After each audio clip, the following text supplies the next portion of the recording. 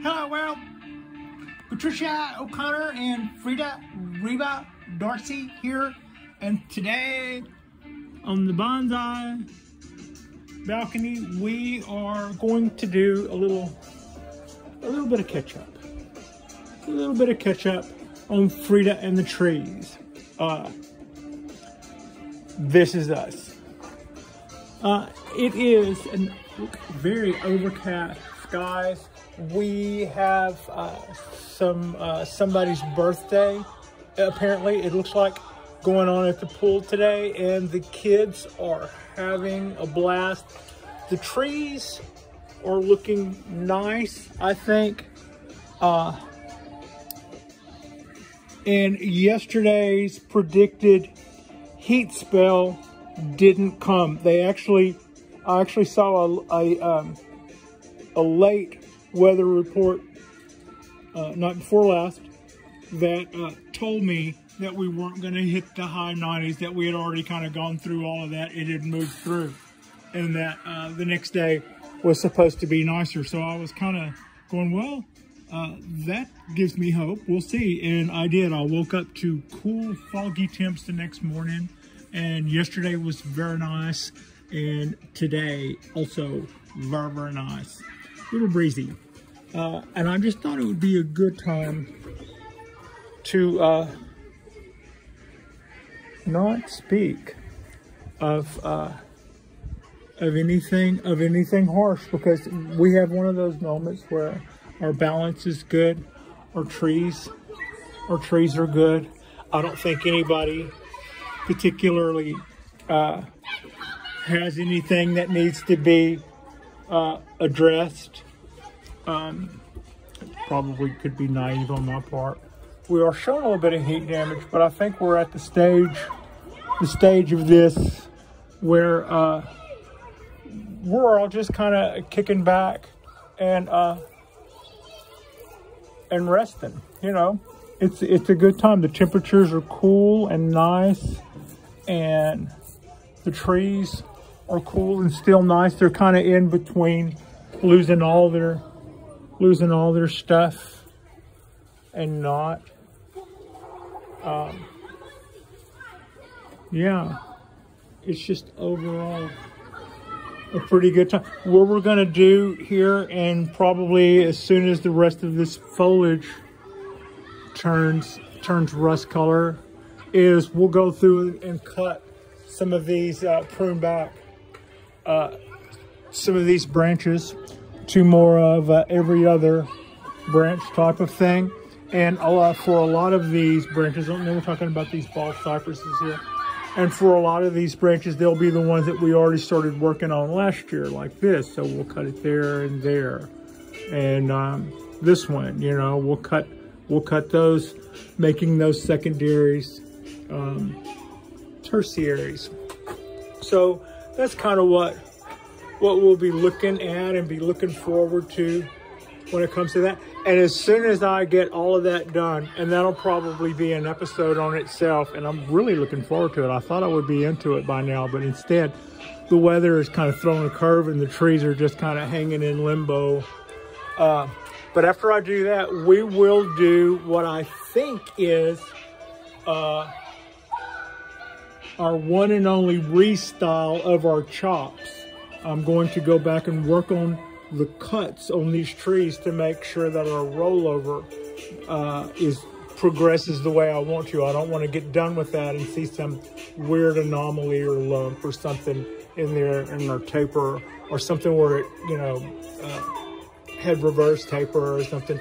Now's the time to deal with that, if not last year. I'm just now kind of thinking of it this year. So that's how that worked out. Our lights are still on, but they probably won't be for much longer. We're getting kind of late in our day. All of our pine trees, all of our specimen pine trees are doing real well, and are showing really good color. I think we got through. Those guys are especially hardy when it came to the heat. I wasn't really suspecting any problems.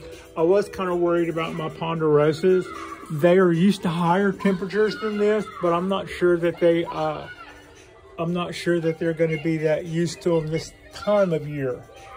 I'm not sure how that works out. So that's a concern to me. Also, the little trees, or you know, you have to be concerned about them. I think some of them are showing spots from heat damage. That's not fatal. So yeah, oaks definitely have taken a growing spurt. Have taken a bit of a growing spurt with all of this heat going. This coastal oak here, California oak, loving the weather. As are the wisterias. Our little pines are all doing really good. I need to go through there and pull clover. I need to pull clover on these little pines. Our ponderosas, I think they're all looking nice. I'm tempted to pot one of these up in something a little nicer. That might be something to think about at some point.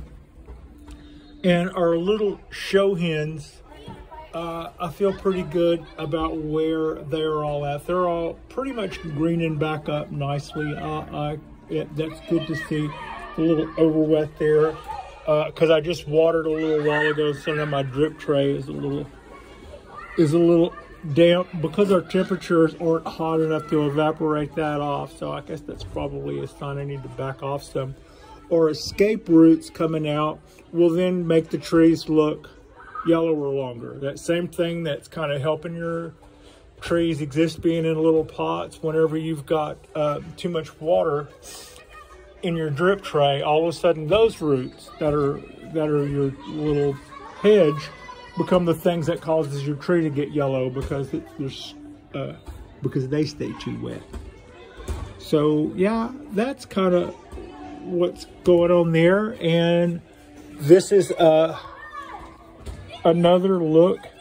This is another look at our Codahem forest after our chop back there. I think the forest is coming back nicely. I like the shape we have there. We've brought it back in, and that'll be bare here in another probably a couple of weeks or so. Simply P. This is the work I did on the shorey. I could peel that, I could scrape that back more, but I am seeing a little bit of bleed there from where I did it. But that's kind of how that's looking. I'm pretty okay with that. This is Frankenpine. Frankenpine looked like it got, I was thinking it looked a little toasted from the heat, but I don't think that's fatal. I think it'll be fine. And these little guys, I put them on the rail and let them soak it up for a little while, but then when it came time for me to go to work, I wasn't that trusting. I don't mind them sitting out on the rail, but if I go out there and I feel like the pots are getting too hot, or if it's too windy and it's gonna burn them or something, then I like to be around, is kind of what I'm saying, so that if I have second thoughts about that, I can put them back in the safer spot. And yeah, I balance that against I probably shouldn't be moving them too much. But that just looks like prime real estate to me. But a lot of times when I move smaller pines there, they find that harsh. I guess the direct sun beating down on them. Maybe the copper absorbs. I don't think the copper absorbs heat there on that. I don't know. But that's kind of my back and forth on that. In the last video I did was kind of a guinea pig. I'll just say that. I started, before I uploaded that video over to my laptop, I started playing with the settings and kind of edited the look. I didn't edit the content, but I edited the look of that video, still using my old on its last leg Apple 11.